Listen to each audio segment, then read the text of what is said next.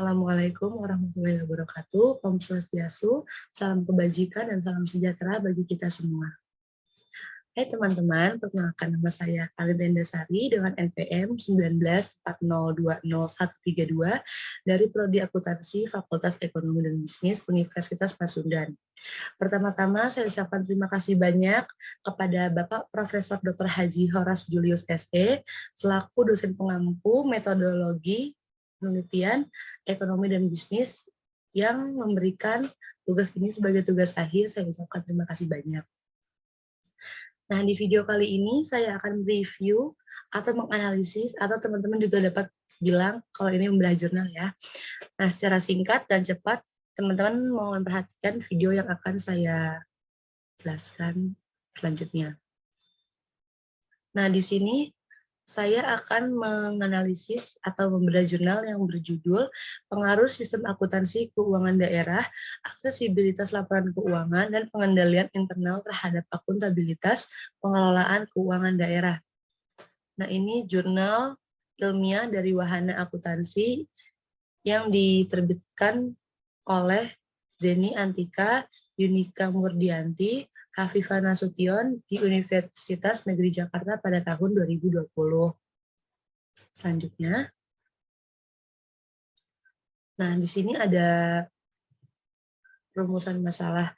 Rumusan masalah itu ada 3 di jurnal ini. Yang pertama itu ada apakah terdapat pengaruh sistem akuntansi keuangan daerah terhadap akuntabilitas pengelolaan keuangan daerah. Yang kedua, apakah terdapat pengaruh aksesibilitas laporan keuangan terhadap akuntabilitas pengelolaan keuangan daerah. Lalu yang terakhir ada, apakah terdapat pengaruh pengendalian internal terhadap akuntabilitas pengelolaan keuangan daerah. Nah, selanjutnya ada bagan paradigma penelitian. Yang pertama itu ada staf pengelolaan keuangan kelurahan yang tersebar di Kelurahan Kota Bekasi, lalu sistem akuntansi keuangan daerah, aksesibilitas laporan keuangan, dan pengendalian internal X. Lalu ada akuntabilitas pengelolaan keuangan daerah atau Y, lalu hasil penelitian dan kesimpulan. Dan next ke slide selanjutnya. Di sini ada bagian kerangka kajian pustaka.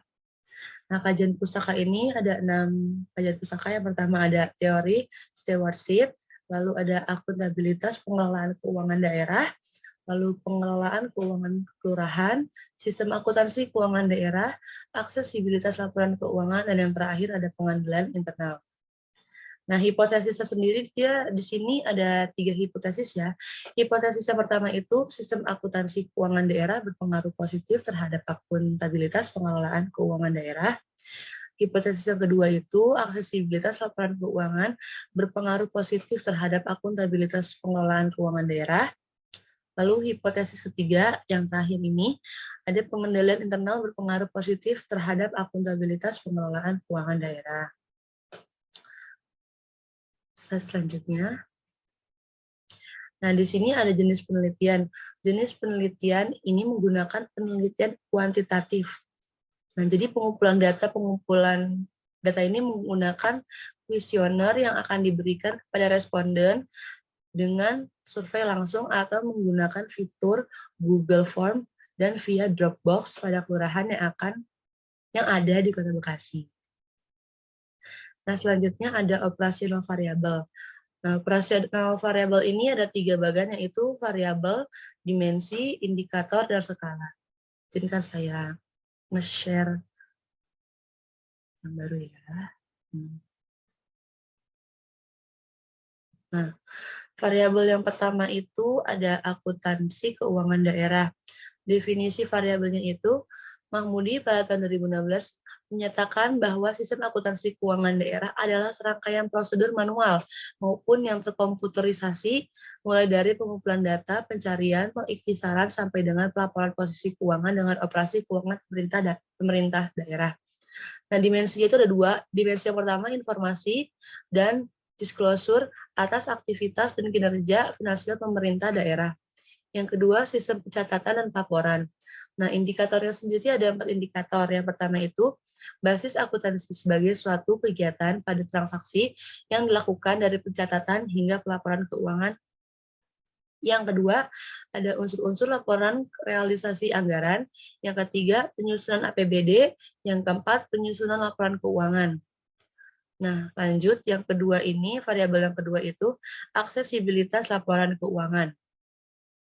Menurut Wijaya, Anim, dan Sutrisna, pada tahun 2016, aksesibilitas adalah kemudahan bagi seseorang untuk memperoleh informasi mengenai laporan keuangan. Lalu dimensinya sendiri ada 3. Yang pertama itu memenuhi prinsip transparansi dan akuntabilitas. Yang kedua, meningkatkan aksesibilitas laporan keuangannya. Yang ketiga, memfasilitasi masyarakat luas agar dapat mengetahui laporan keuangan dengan mudah.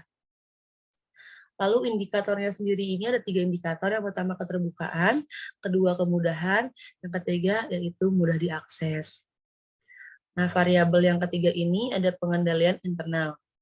Pengendalian internal sebagai proses yang dirancang dan dipengaruhi oleh Dewan Entitas Direktur, Manajemen, dan personel lainnya. Di sini dia nggak ada dimensinya.